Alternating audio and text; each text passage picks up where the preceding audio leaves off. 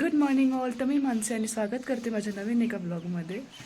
तर आता आम्ही चाललो आहेत नेक्स्ट डेस्टिनेशनला, म्हणजेच बद्रीनाथला.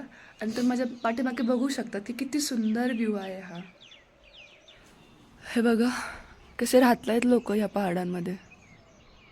म्हणजे इथं ना कुठली फॅसिलिटीज आहे ना, प्रॉपर इलेक्ट्रिसिटी आहे, आणि नुसती थंडीच थंडी आहे. हेड्स ऑफ पहाडी लोक. कधी पण मौसम चेंज होतो, कधी जोरात पाऊस, कधी ऊन. बापरे. बघा, म्हणजे परत काही नुकसान झालं तर परत नव्याने उभं राहायचं. बापरे, हेड्स ऑफ यार. तर आम्ही इथे थोडा टाईम होता निघाला, तर आम्ही मस्त इथे चहा नाश्ता केला. त्याच्यानंतर आम्ही असं मस्त बोलत होतो, गप्पा मारत होतो आणि गेमही खेळलो.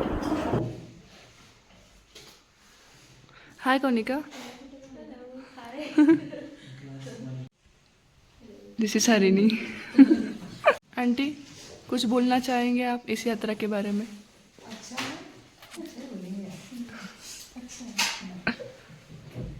अच्छी ट्रिप हुई हमारी, 2 दिन की बाकी हो रहा है और बाकी ज़्यादा में अच्छी निकली। देखिए यहाँ पे गेम खेलना चालू है इन सब लोग.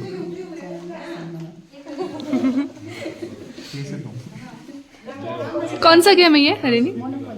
Monopoly.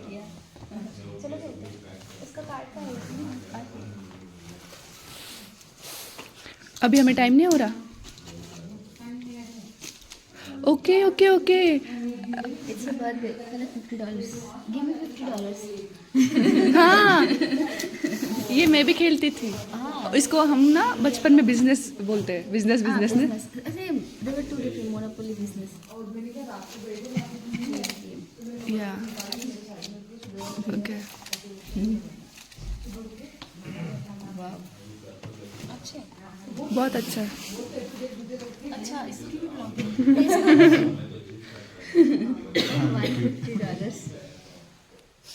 Okay. Pay school fee $150. Rakesh, how are you?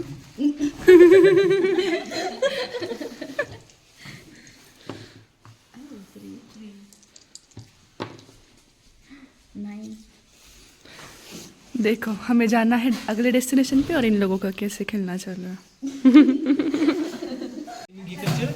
जमीन में खेले ना इनको तो ये देखो, प्लेट में डाल के खाएंगे अपने। आपण हे जमिनीवर खेळतो गोटे गोटे, आणि हे बघा कसं खेळतंय. Done. 3, 4. Now your chance. मेरे को समझा नहीं. ఇప్పుడు ఇది ఉంది నేను పెడితే ఇప్పుడు ఇక్కడ పెట్టేసి తీసేస్తాను. అవును. అర్థమైంది కదా? किती आपण आहे ना तर जमिनीवर खेळायचं. ఫస్ట్ నువ్వు పెట్టినావు మళ్ళీ ఆడావు ఇప్పుడు మళ్ళీ ఆడావు. ఇప్పుడు నీకు నేను ఒక్కనే ఆడుకోవాలా? ఒక్కొక్కరు ఆడతారు గేమ్. అవునా? కోరున్నాయా నీకు? నాకు 4 ఉన్నాయి.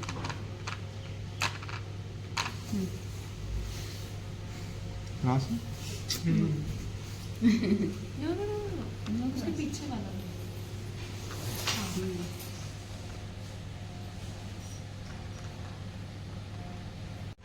इथे मल्टिपल गेम्स आहे खेळण्यासाठी. Monopoly, bubble trouble, cards.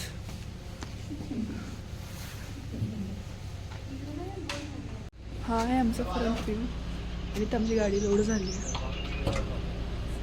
आता आम्ही निघालो आहे बद्रीनाथला.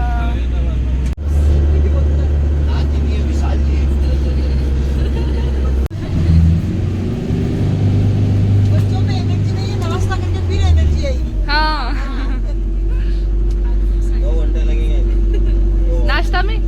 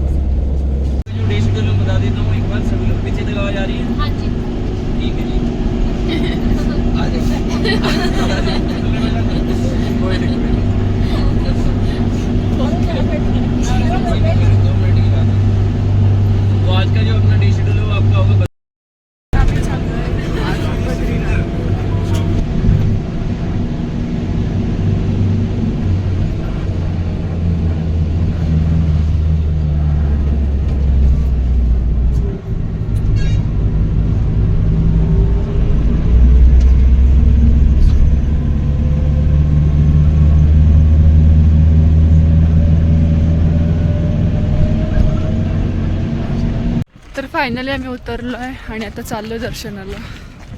बघू शकता पाठीमागे बर्फाचे पहाड आहे. इथे पण खूप थंडी आहे.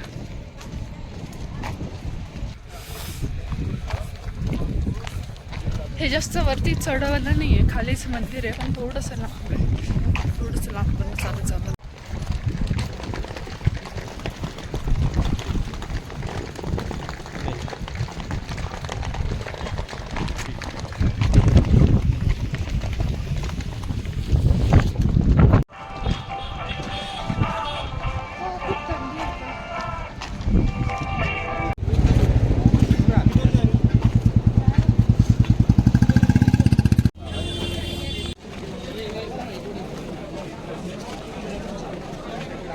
इथे पण खूप गर्दी आहे.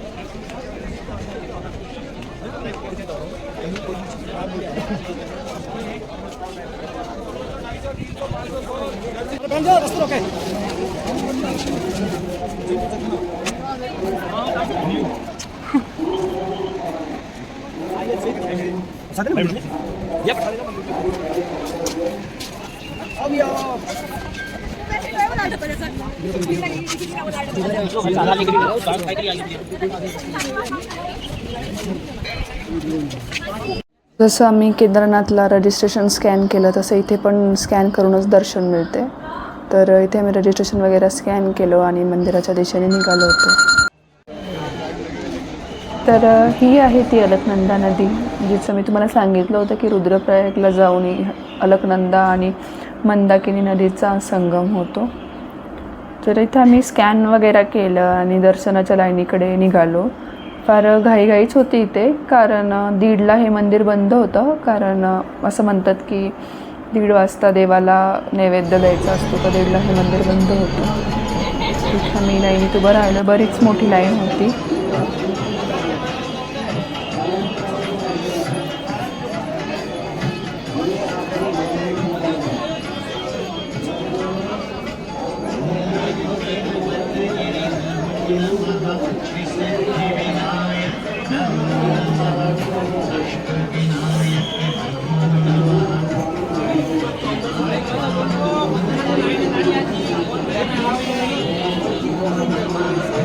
आणि हे आहे मंदिराचे प्रवेशद्वार. इथे खूप जास्त गर्दी होती, त्यामुळे पुढचं काही शूटिंग घेतलं नाही मी.